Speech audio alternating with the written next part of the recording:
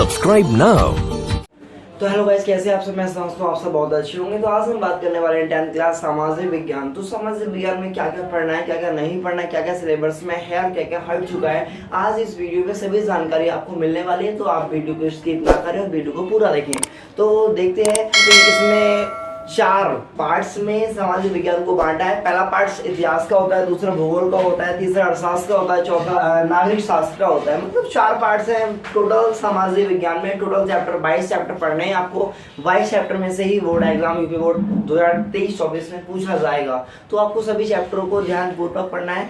बहुत ही चलिए अब हम देखते हैं इतिहास में। तो इतिहास में पहला चैप्टर की बात करूं मैं, यूरोप में राष्ट्रवाद का उदय।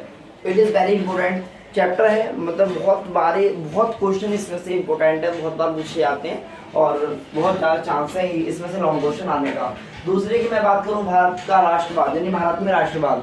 तो ये सभी चैप्टर जो आपको दिखाई दे रहे हैं इसमें, तीसरा भूमंडलीकरण, विश्व का बनना, और चौथा चैप्टर दिया है इतिहास में औद्योगिकीकरण का युग। 5वां चैप्टर की बात करूं, मुद्रण, संस्कृति और आधुनिक दुनिया। देखिए 5 चैप्टर है इतिहास में। मेरे हिसाब से अगर एक चैप्टर में आप 2 दिन भी लगाते हैं तो मेरे हिसाब से बहुत जल्दी आप इतिहास को आराम से याद कर सकते हैं। याद करने के बाद में उस चीज को आप लिख के देखें, रिवीजन आपका होगा।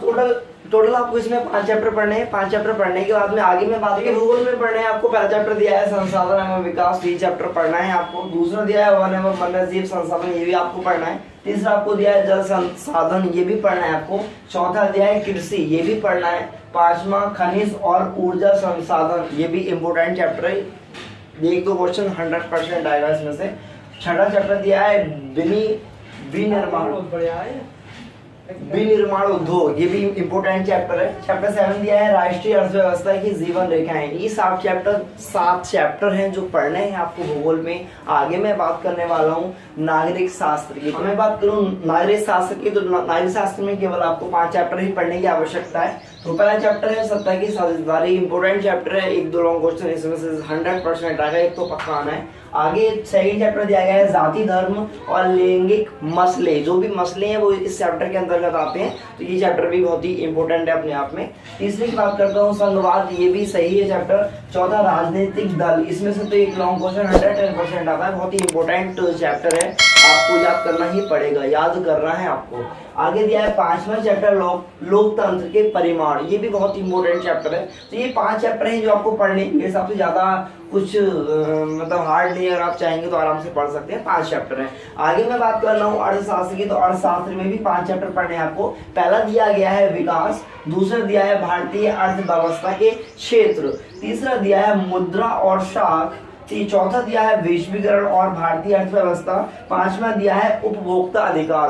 तो ये जितने भी चैप्टर मैंने आपको बताए सभी चैप्टर मोस्ट इंपोर्टेंट है, जो कि यूपी बोर्ड एग्जाम 2023-24 में आएंगे, यानी आने वाले हैं, सिलेबस में आपके हैं। तो आपको इससे अलग कुछ भी नहीं पढ़ना, इन्हीं चैप्टरों पर फोकस देना है। अगर आपने इन्हीं चैप्टरों पर फोकस दिया तो आपके 100/100 नंबर आराम से आ जाएंगे। आपको मेहनत करने की आवश्यकता है, इन चैप्टरों से हटके कुछ नहीं आने की। और जैसा कि आप जानते हैं 20 नंबर के आपके टिक द करेक्ट आते ही आ रहे हैं साल से।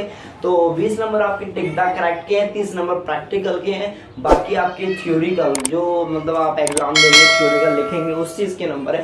तो आप बहुत ही अच्छे मार्क्स लेके आ सकते हैं। थोड़ी सी मेहनत से आपको मेहनत करने की सख्त आवश्यकता है। बाकी मिलते हैं नेक्स्ट वीडियो में। Thanks for watching.